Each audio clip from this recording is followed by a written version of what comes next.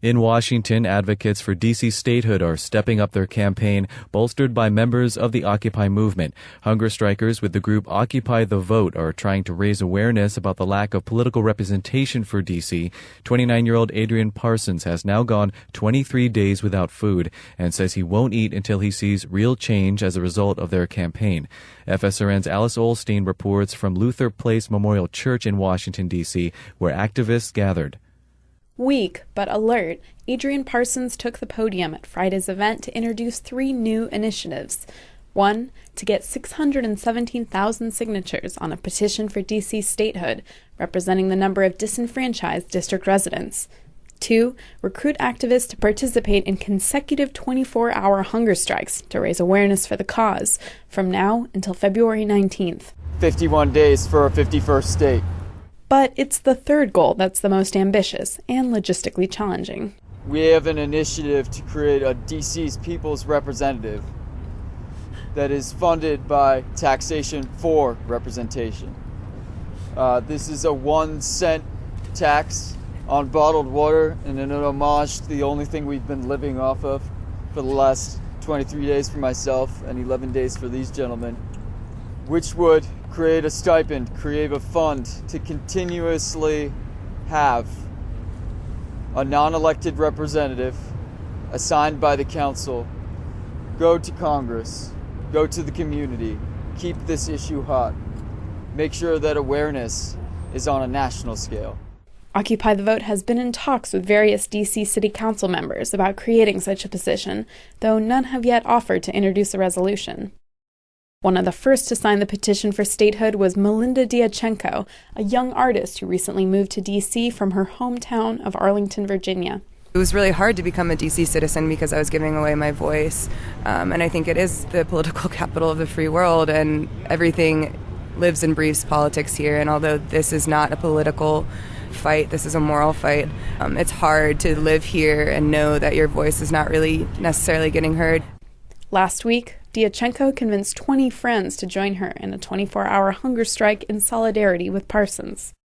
Activists in the district have been demanding full representation in Congress for many decades. Eleanor Holmes Norton has served as D.C.'s non-voting delegate in the House of Representatives since 1991.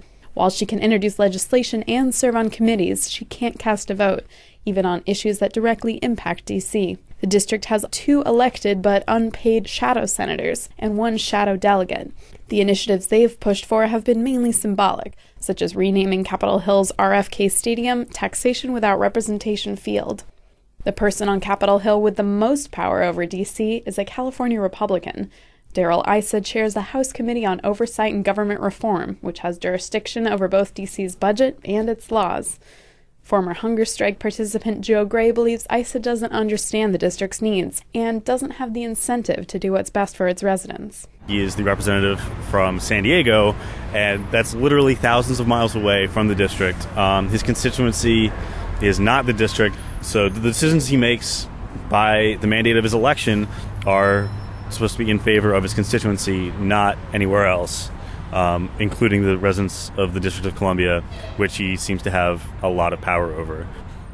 Though Issa introduced a bill for D.C. budget autonomy this November, it included a policy rider banning the district from using local taxpayer funds for abortions.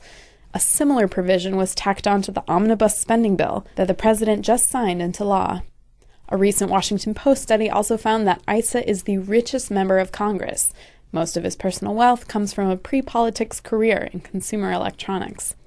Meanwhile, despite pleas from family, friends, and significant others, neither Parsons nor 28-year-old Serial Leani has plans to end their hunger strike. Former hunger strike participant Sam Julier sees Occupy the Vote D.C. as part of a wave of initiatives across the country, including the occupation of foreclosed homes in Brooklyn and protests at the Republican caucuses in Iowa that constitute the second phase of the Occupy movement. As a lot of occupations have been evicted from their parks, I think the next phase is kind of getting more specific on issues like this, reaching out to the rest of your community and engaging people outside of your park, going to where they are. And I think it's on us to keep expanding and keep making ourselves relevant to people's lives wherever we live. To the members of Occupy the Vote, adding their voice to the call for D.C. autonomy is the best way to do that. Alice Olstein, FSRN, Washington.